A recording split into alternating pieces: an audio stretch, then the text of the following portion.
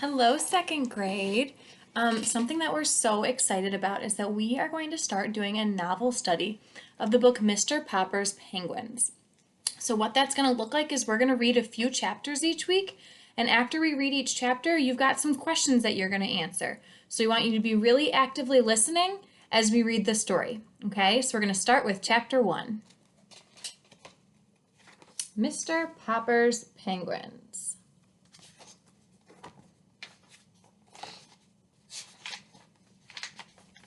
Chapter 1 is called Stillwater. It was an afternoon in late September in the pleasant little city of Stillwater. Mr. Popper, the house painter, was going home from work. He was carrying his buckets, his ladder, and his board so that he had a rather hard time moving along. He was spattering here and there with paint, and there were bits of wallpaper clinging to his hair, for he was a rather untidy man. The children looked up from their play to smile at him.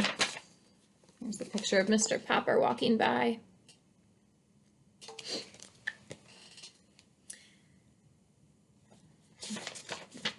The children looked up from their play to smile at him as he passed, and the housewives, seeing him, said, "Oh dear, there goes Mr. Popper. I must remember to ask John to have the house painted over the spring." No one knew what went on inside Mr. Popper's head, and no one guessed that he would one day be the most famous person in Stillwater. He was a dreamer. Even when he was the busiest, smoothing down the paste on the wallpaper or painting the outside of people's houses, he would forget what he was doing. Once he had painted 3 sides of a kitchen green and the 4th side yellow. The housewife, instead of being angry and making him do it over, had liked it and asked him to leave it. And all the other housewives, when they saw it, admired it too, so that pretty soon everyone in Stillwater had 2 colored kitchens. The reason Mr. Popper was so absent-minded was that he was always dreaming about faraway countries. He had never been out of Stillwater. Not that he was unhappy. He had a nice little house of his own, a wife whom he loved dearly, and 2 children named Janie and Bill. Still, it would have been nice, he often thought, if he had seen some of the world before he met Mrs. Popper and settled down. He had never hunted tigers in India or climbed the peaks of the Himalayas or dived for the pearls in the South Seas. Above all, he had never been to the poles. That was his regret most of all. He had never seen those great, shining, white expanses of ice and snow. How he wished that he had been a scientist instead of a house painter in Stillwater, so that he might have joined some of the great polar expeditions. Since he could not go, he was always thinking about them. Whenever he heard that a polar movie was in town, he was the first person at the ticket window, and often he sat through 3 shows. Whenever the town library had a new book about the Arctic or the Antarctic, the North and the South Pole, Mr. Popper was the first to borrow it. Indeed, he had read so much about the polar explorers that he could name all of them and tell you what each had done. He was quite an authority on the subject. All right, let's stop there and think for a second. So we've learned about what Mr. Popper does, and we've learned that it said that he's a little absent-minded. And what I'm trying to figure out is, what does that word absent-minded mean? And I'm starting to think that it means he's not really paying attention to his job, right? Because he's so focused on these places that he wants to go. And some of these places that it seems like he really wants to go is to the North Pole and the South Pole. That's something that really seems to interest Mr. Popper. Let's keep reading. His evenings were the best time of all. He could sit down in his little house and read about those cold regions at the top and bottom of the earth. As he read, he would take out the little globe that Janie and Bill had given him the Christmas before and search out the exact spot he was reading about.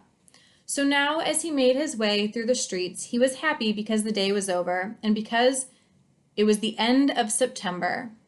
When he came to the gate of the neat little bungalow at 432 Proudfoot Avenue, he turned in. "Well, my love," he said, setting down his buckets and ladders and boards and kissing Mrs. Popper, "the decorating season is over. I have painted all of the kitchens in Stillwater. I have prepared all of the rooms in the new apartment building on Elm Street. There is no more work until spring, when people will want their houses painted again." Mrs. Popper sighed. I sometimes wish you had the kind of work that lasted all year instead of just from spring until fall, she said. It will be very nice to have you home for a vacation, of course, but it is a little hard to sweep with a man sitting around reading all day. I could decorate the house for you, Mr. Popper offered. No need, said Mrs. Popper firmly. Last year you painted the bathroom 4 different times because you had nothing else to do. And I think that is enough of that. But what worries me is the money. I have saved a little, and I dare say we can get along as we have other winters, but there will be no more roast beef, no more ice cream, not even on Sundays. Shall we have beans every day?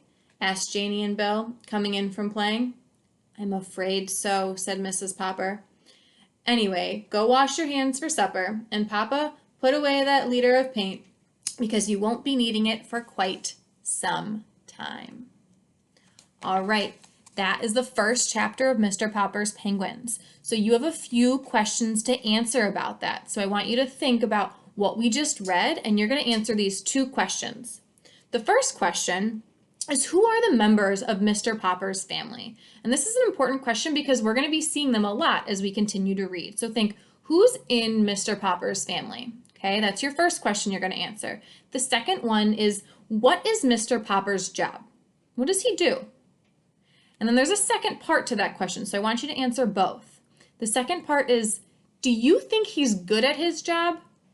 Okay, and I want you to tell me why. This is your opinion. If you think he's good at his job, tell me why you think that. If you think he's not, explain why you don't think he's good at his job. All right, we just finished our first chapter of Mr. Popper's Penguins.